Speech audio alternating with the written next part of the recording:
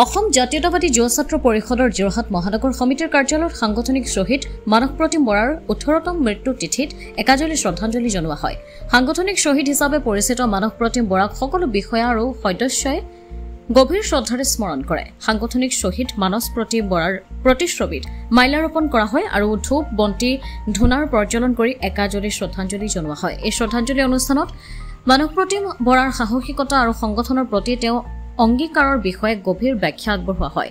শ্ৰদ্ধাঞ্জলিৰ সময়ত তেওঁক নতুন প্ৰজন্মই কিদৰে পথ প্ৰদৰ্শক হিচাপে বুজিব লাগে বা আগুৱাই যাব লাগে তাৰ ওপৰত এক ব্যাখ্যা আগবঢ়োৱা হয়। উক্ত অনুষ্ঠানটিৰ জৰিয়তে মানস প্ৰতিম বৰাৰ স্মৃতিত সকলো সদস্য মিলিত হৈ যোৰহাট জিলাৰ সমিতিৰ তেওঁক একাজলি শ্ৰদ্ধাঞ্জলি জনায়। যোৰহাটৰ পৰা অনুপম বৰাৰ ৰিপৰ্ট, পোহৰ লাইভ 8।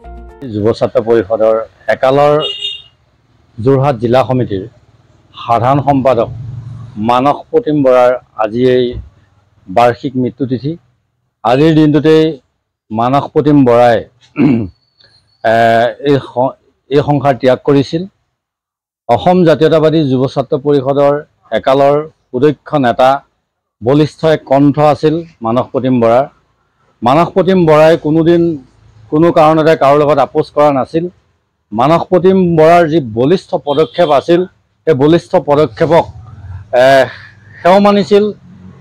বহুত দুৰ্নীতিৰ বিৰুদ্ধে তেওঁ থিয় দিছিল, যাৰ পৰিপ্ৰেক্ষিতত মানস প্ৰতিম বৰাই সংগঠনৰ কাম কাজ কৰি ঘৰলৈ গৈ থকাৰ অৱস্থাত পিছফালৰ পৰা কোনো দুৰ্বৃত্তই গুলীয়াই আহত কৰিছিল। মানস প্ৰতিম বৰাৰ সেই গুলীয়াই আহত কৰা দিনৰ পৰা প্ৰায় 3 মাহ দিন তেখেত চিকিৎসাধীন হৈ আছিল। গুৱাহাটীত চিকিৎসা হৈছিল, চেন্নাইত চিকিৎসা হৈছিল, যোৰহাট হস্পিটেলত চিকিৎসা হৈছিল। গতিকে তাৰ 3 মাহৰ পিছত সেই মানস প্ৰতিম বৰাই আজিৰ দিনটোতে শেষ নিশ্বাস ত্যাগ কৰিছিল। আজিৰ এই দিনটোক অসম জাতীয়তাবাদী যুৱ ছাত্ৰ পৰিষদ যোৰহাট জিলা সমিতিয়ে সেই সাংগঠনিক শ্বহীদ ঘোষণা কৰা হৈছিল মানস প্ৰতিম বৰাক, আৰু সেই সাংগঠনিক শ্বহীদ মানস প্ৰতিম বৰাক আজিৰ দিনটোত আমি শ্ৰদ্ধাৰে সোঁৱৰণ কৰিছোঁ আৰু তেখেতৰ বিদেহ আত্মাৰ আমি চিৰশান্তি কামনা কৰিছোঁ।